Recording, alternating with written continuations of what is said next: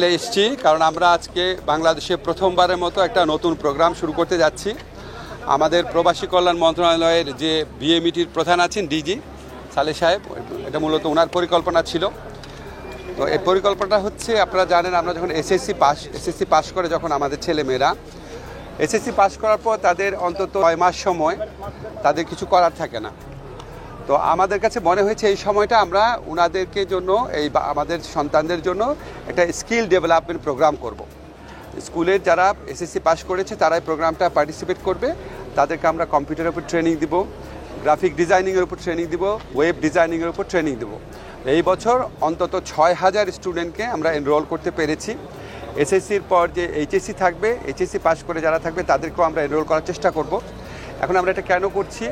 আমি এই মন্ত্রণালয়ের দায়িত্ব নেওয়ার পর আপনারা জানেন আমরা বাইরে কর্মসংস্থানের সুযোগ বৃদ্ধির জন্য অনেক চেষ্টা করেছি। আমাদের সার্বিয়া, রোমানিয়া সহ ইস্ট ইউরোপে আমাদের মার্কেট ওপেন হচ্ছে। আমাদের ডক্টর ইউনুস স্যার জাপান থেকে আশ্বাস পেয়েছেন 1 লক্ষ শ্রমিক নেওয়া হবে। মালয়েশিয়াতে যখন আমি গিয়েছিলাম বলেছে সবচেয়ে বেশি কর্মী বাংলাদেশ থেকে নিবে, এবার ওরা যে কর্মীদের নিবে সবচেয়ে বেশি নিবে।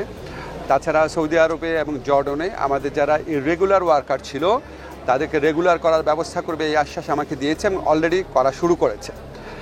আমরা আপনার বাহরাইন আর ইউএইতেও আপনার ওপেন করার চেষ্টা করছি। ইউএইতে অনেকটা ওপেন হয়ে গেছে, বাহরাইনে একটু জটিলতা আছে, আমরা ওপেন করার চেষ্টা করছি।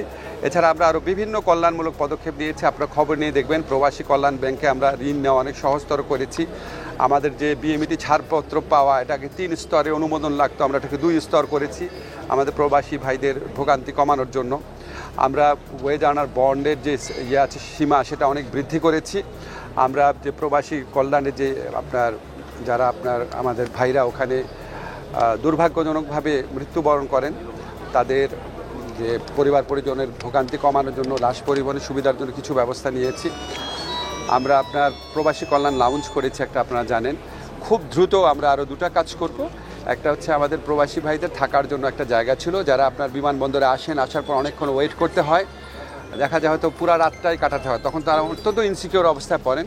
তো ওনাদের জন্য আমাদের একটা থাকার ব্যবস্থা আছে খুব ভালো জায়গাতে, এয়ারপোর্ট থেকে জাস্ট 10 মিনিটের পথ, কিন্তু রাস্তাটা খুবই খারাপ দেখে ওখানে কেউ যেতে চেত না। এই রাস্তাটা নির্মাণ কাজ শুরু হয়েছে, খুব দ্রুত শেষ হয়ে যাবে। আমার ইচ্ছা আছে, খুব স্বপ্নের একটা প্রজেক্ট আছে প্রবাসীদের জন্য একটা হসপিটাল করা, যেই হসপিটালের মালিক হবেন প্রবাসীরাই। স্বপ্ন আছে এটা যদি করতে পারে আমার খুব শান্তি লাগবে, কারণ আমাদের যারা রেমিটেন্স যোদ্ধা ভাই বোনরা আছে ওনাদের প্রতি আমাদের অসীম ঋণ। ওনাদের জন্য আমাদের আরও বহু কিছু করণীয় আছে।